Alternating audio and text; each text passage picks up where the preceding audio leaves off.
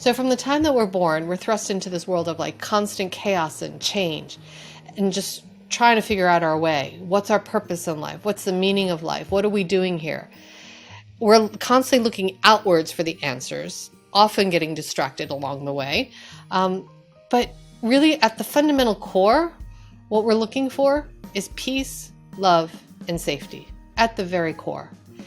And so for those answers, we need to really look within.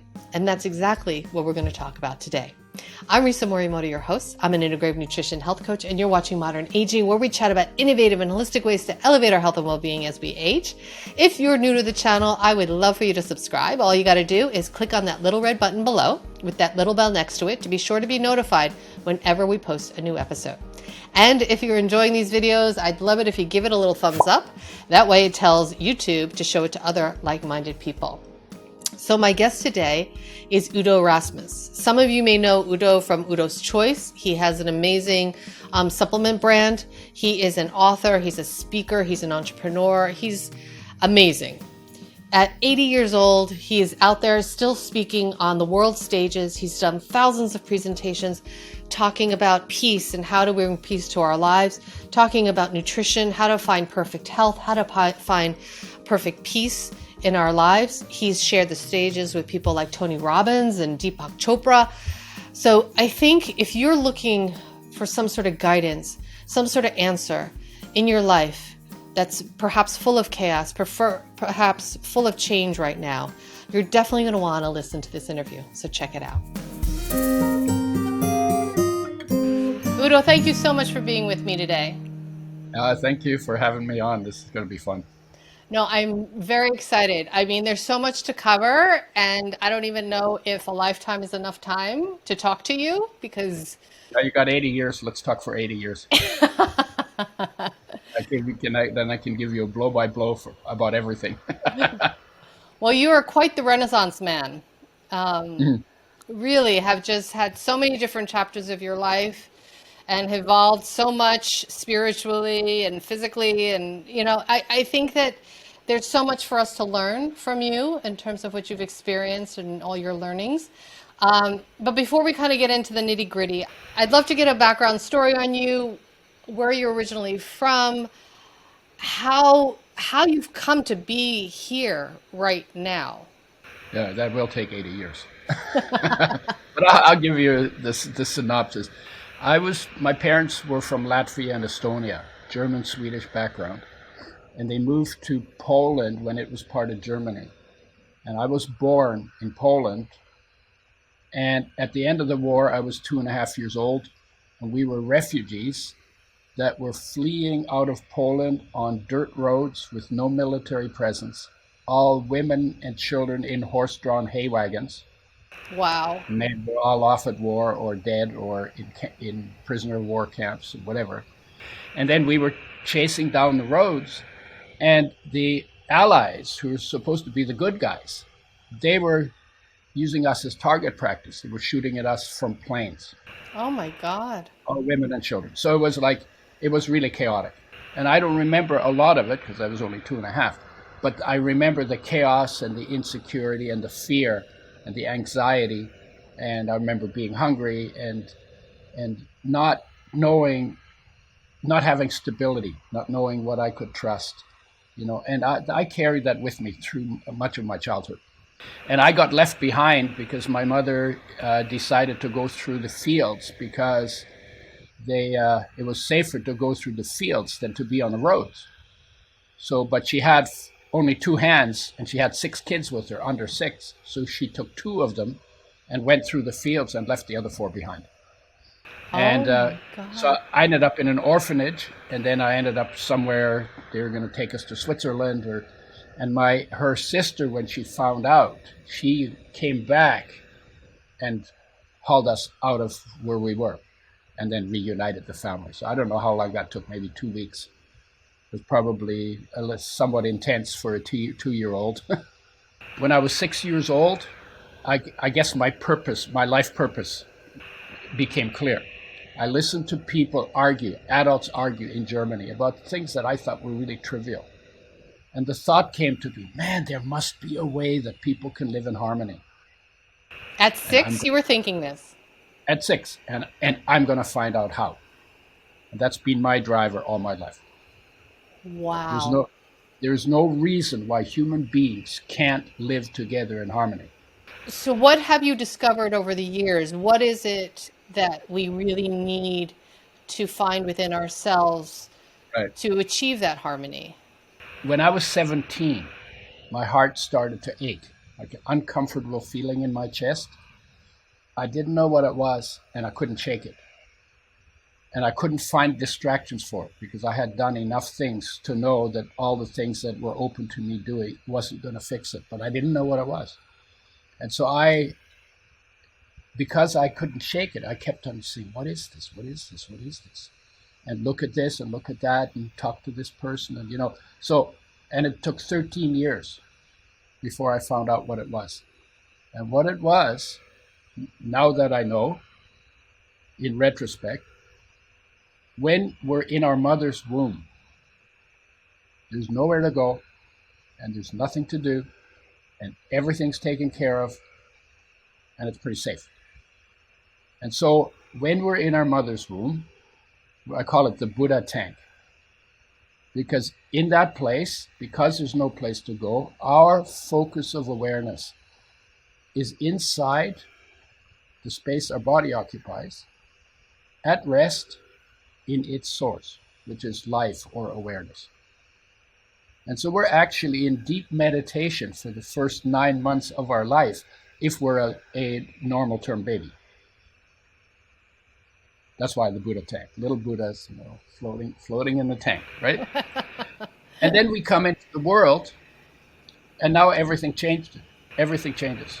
And now we have to get to know the world, because fundamentally, when something changes, our awareness is drawn out through our senses to pay attention to it, because we have to assess, is this friend? So do I approach? Is this foe? Do I run or fight?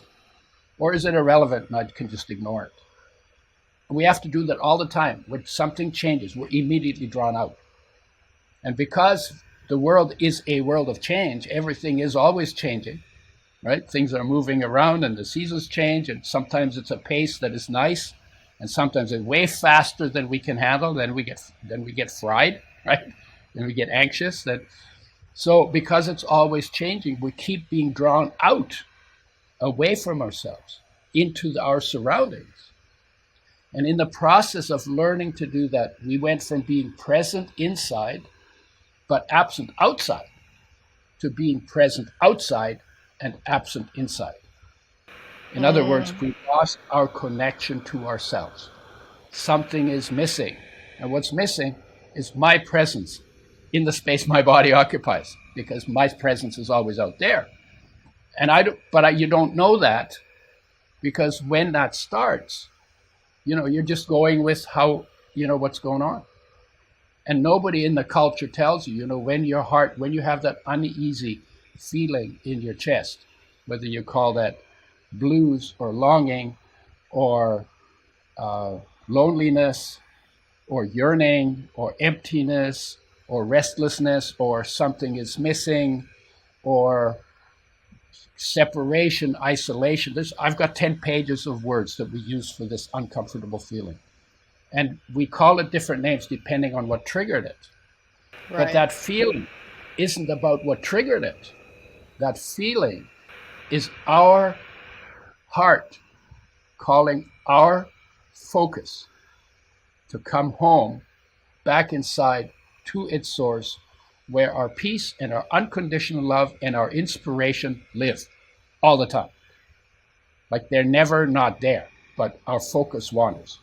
I mean, you're so right on about all of it, and we're all so distracted all the time, right? Yeah. And Yeah. we've gotten to the point where we feel like distraction, first of all, is normal, and if we're not always busy, something's wrong.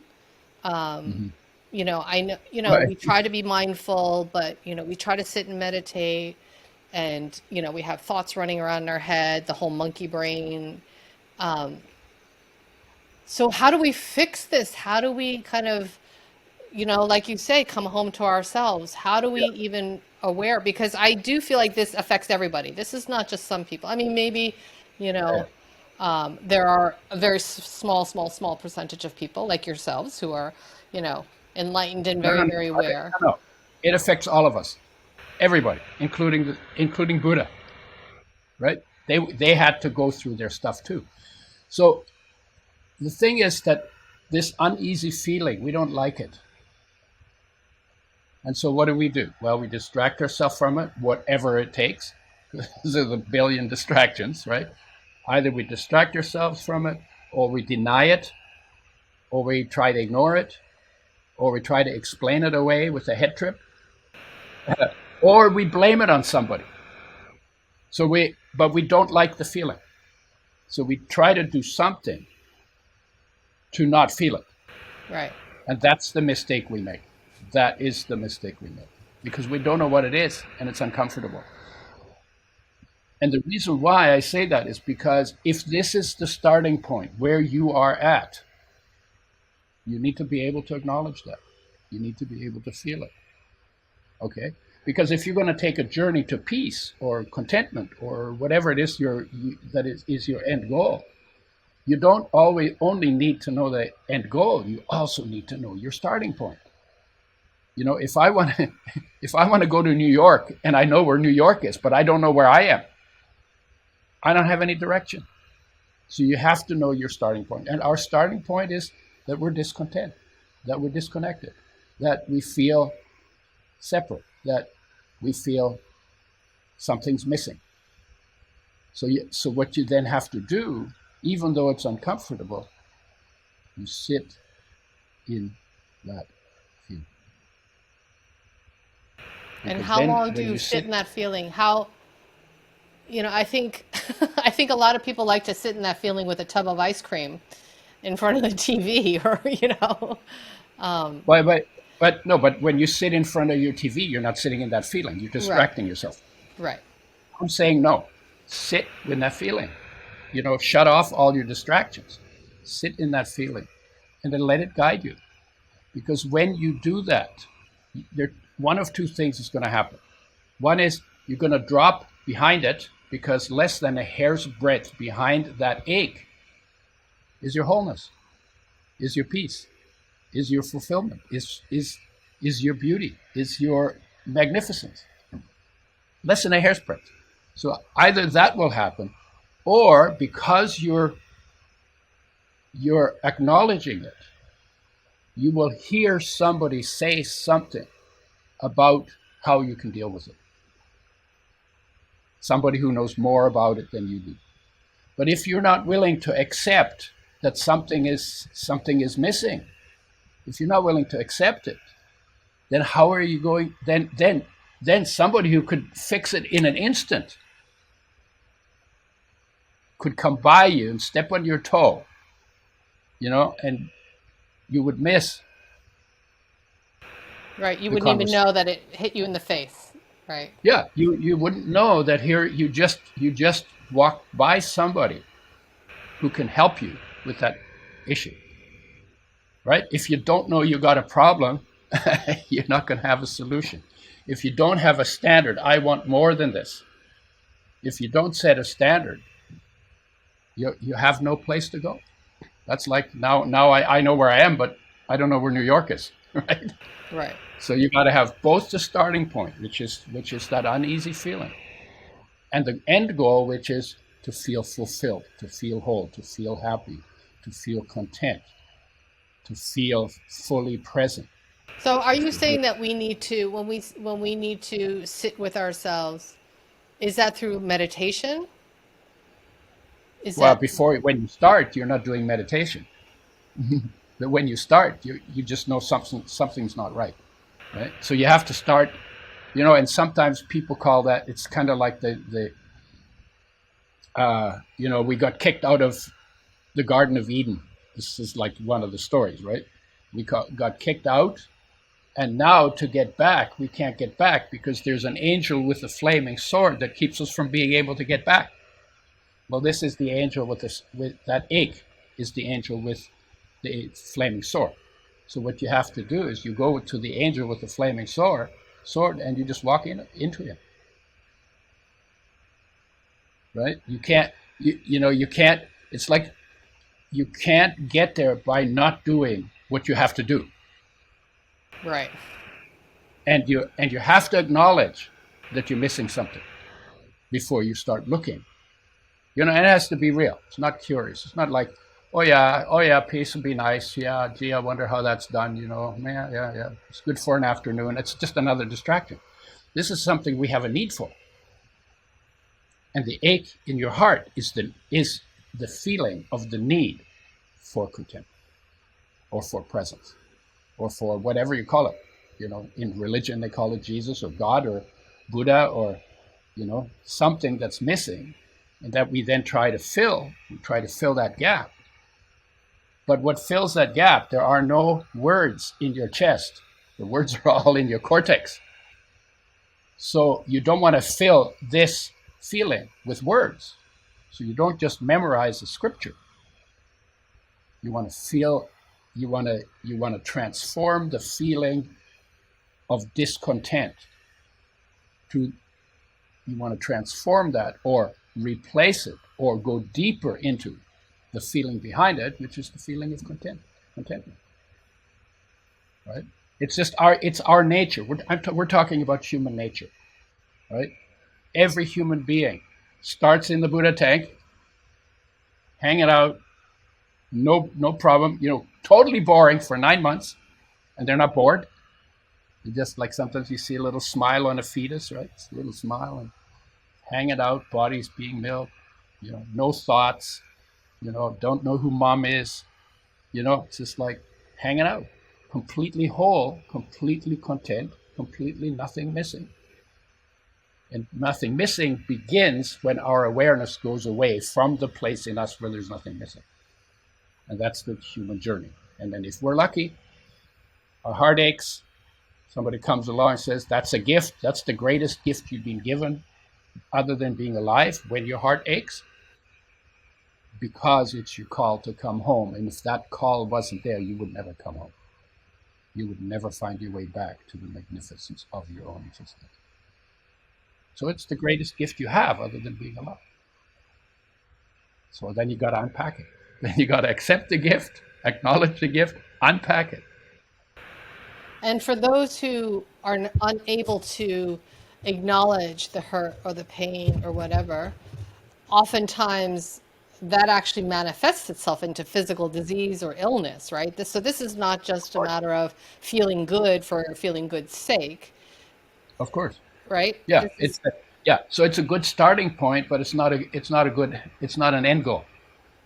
Nobody goes around and says, you know what, I want to live my life with my heart hurting all the time. Right? Right. No, because we don't like pain. We like joy. We don't like pain. We're built that way. But if you're going to take the journey, you've got to do the starting point. You've got to accept where you are. And and sometimes what people do is they try to skate around it, and they have read some scripture, and the scripture says, well, you're actually in your being, you're whole. And then what they do is they try to skate around it. I think they call it spiritual bypass, and they try to be in peace without ever connecting to themselves. Because you can't get to peace, saying thoughts, because peace is way beyond thoughts. And the beliefs we have about, we can make up, I am peaceful, I am happy, I am amazing, I'm this, I'm that, right? We can make that up. But that may not be the reality in the space our body occupies. And just because we make it up in our head doesn't make it true in our experience. That's another distraction, right? Because my heart hurts and I'm saying, I'm in peace, my heart hurts, I'm in peace, my heart still hurts. How do you go? So you go where the hurt is, and you begin there, and you go deeper. You have to bring the focus of awareness back inside to its origin, because that's where your wholeness lives.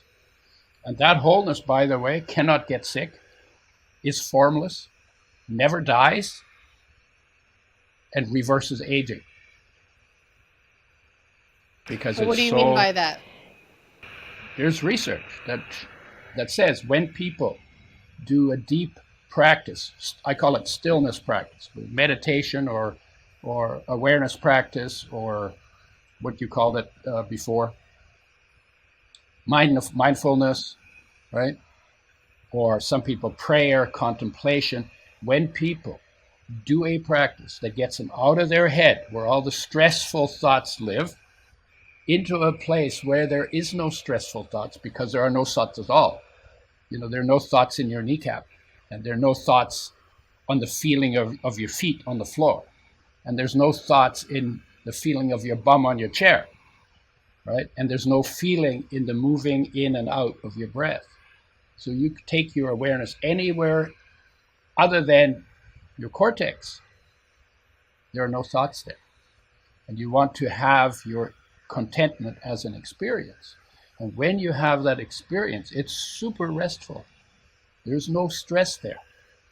You can leave the stress outside and live in a completely stress-free aspect of your being, even if there's stress everywhere else.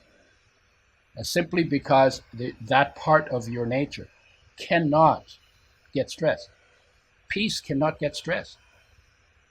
Unconditional love, that is your life, that has unconditional love for your body, that energy cannot get stressed. It's not in its nature to be able to get stressed. Right? There's no conflict in peace. There's no conflict in unconditional love. There's no conflict in inspiration. Right? Because these are unchangeable. I have a friend who says everything that can change will. And the only thing that won't change is what can't. Well, peace can't change, and unconditional love can't change. And the radiance of your life energy cannot change, because they're formless. Change is about form. Because they're formless, they can't change and they never die. Perfect health, life is perfect health. And peace is beyond health. And if you take your sense of yourself from that part of your being, you have a very different life than if you're always reacting to what's changing on the outside. So my fundamentally, every day you use the bathroom. Every day you eat breakfast. Every day you make your bed. Every day you put on clothes. Every day you take off clothes. Every day put a little bit of time aside in a safe place where you're not distracted and you don't have to deal with any crises. And in that space, for a part of the day, cultivate those feelings. Cultivate your inner richest self. Cultivate the kingdom of heaven that's within you. But not in words. Don't have thoughts about it. Cultivate the feeling of that all-encompassing peace and that unconditional love and that inspired creativity. Every day do that. And what happens when you do that for days, weeks, months? You become more peaceful. You enjoy your life more. You don't immediately react to everything. You let the things that are none of your business, you let them go because you don't need them, and they take away from your enjoyment of the gift of life. You were given the gift of life. Every human being was given the gift of life. Every living human being, right? Was given the gift of life for their personal enjoyment, because nobody else can enjoy my life for me or your life for you. So if I don't enjoy my life and you don't enjoy your life, then it's a wasted gift, right? So unpack the gift and let that gift be your ruler. Let that gift come to expression in the way you live into the world. See, when I'm in peace, I look around at the world, I say, oh my God, peace is everywhere. because my access is the core of my being. My access to peace is in the core of my being. So I have to go deep, right?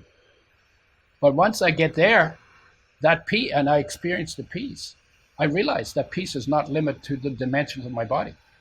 Actually, that peace is I'm a center of a peace that goes from the core of my being all the way out to infinity. This, oh my God, peace has always been everywhere.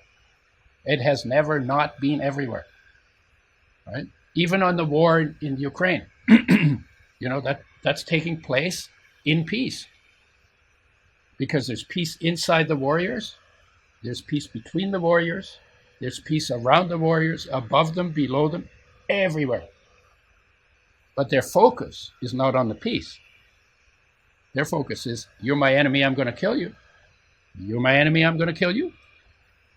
And so this battle takes place in complete peace.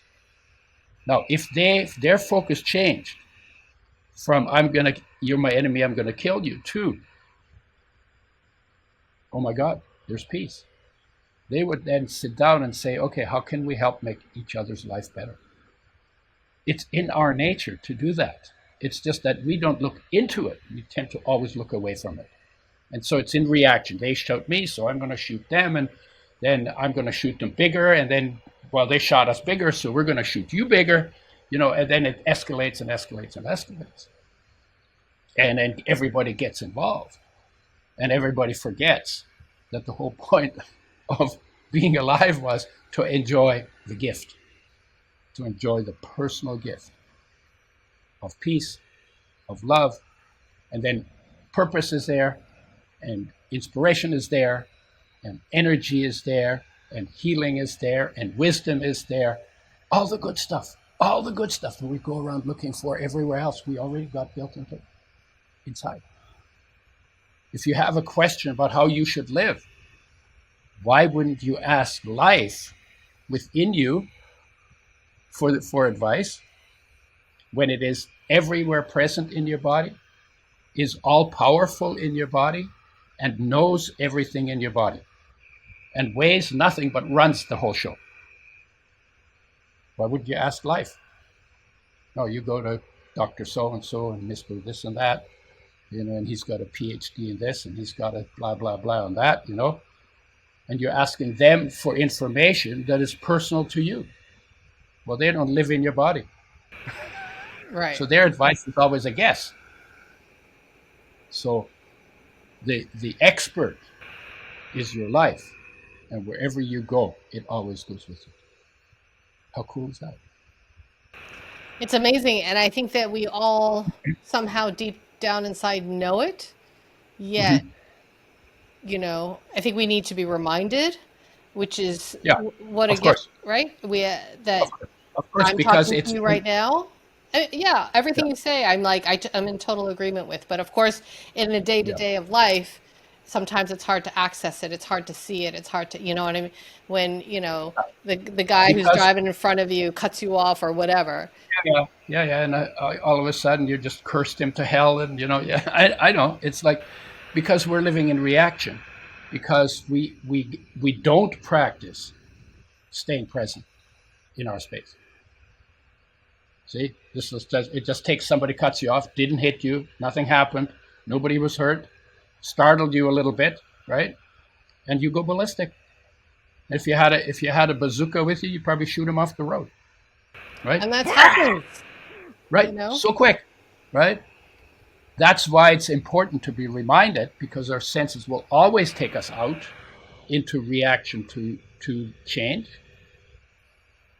And so we're very good at going out because we do it every day, all the time.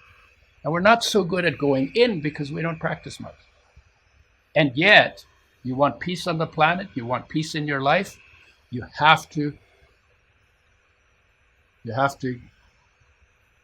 go in for it, because you already have it. You just have to unpack it. And that's why the aching heart is such a great gift, because it calls you to come home. Only most people don't know that when their heart aches, that's not about the trigger. That's about them being disconnected from themselves.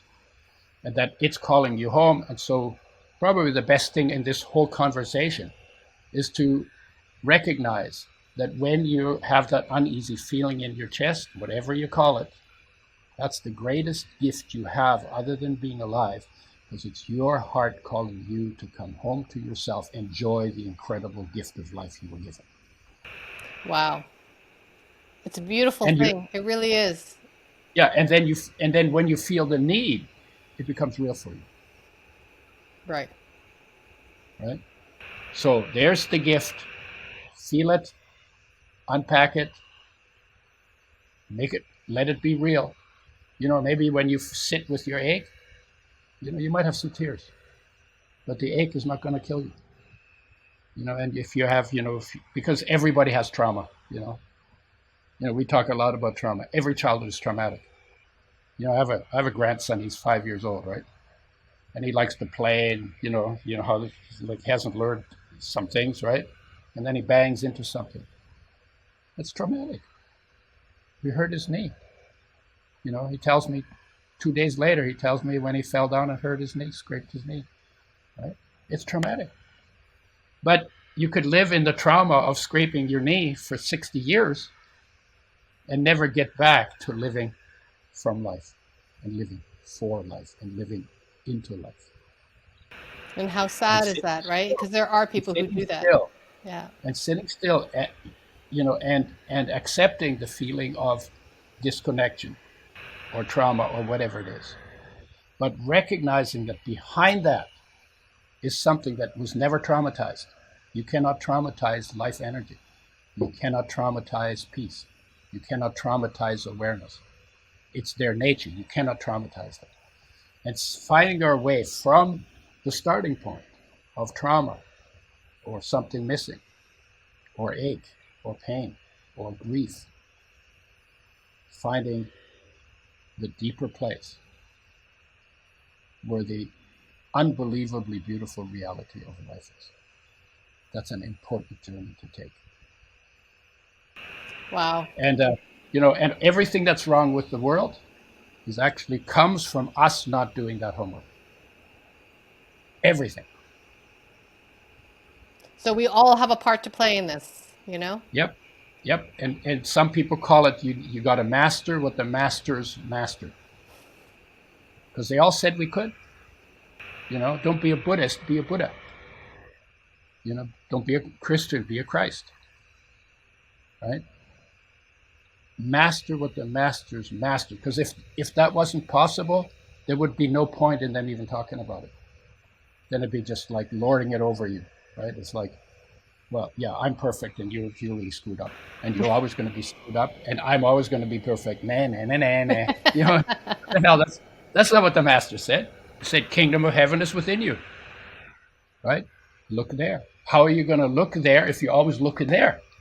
If you're always going out, how are you going to look there where the kingdom of heaven is?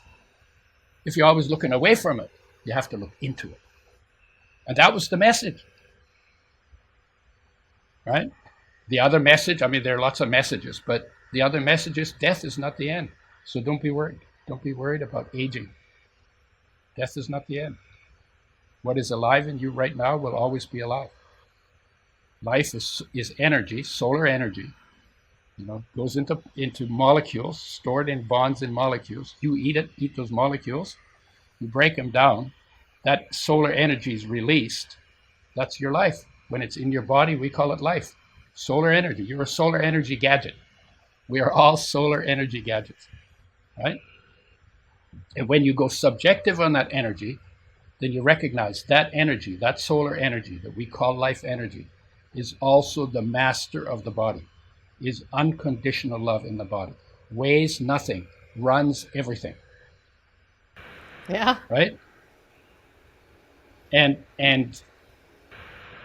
creates the body and then sustains it, and at some point lets it go. Now the truth is even your body it's not constant, right? You keep pouring water in the top and draining it out the bottom. Like people drink their body weight in water every month.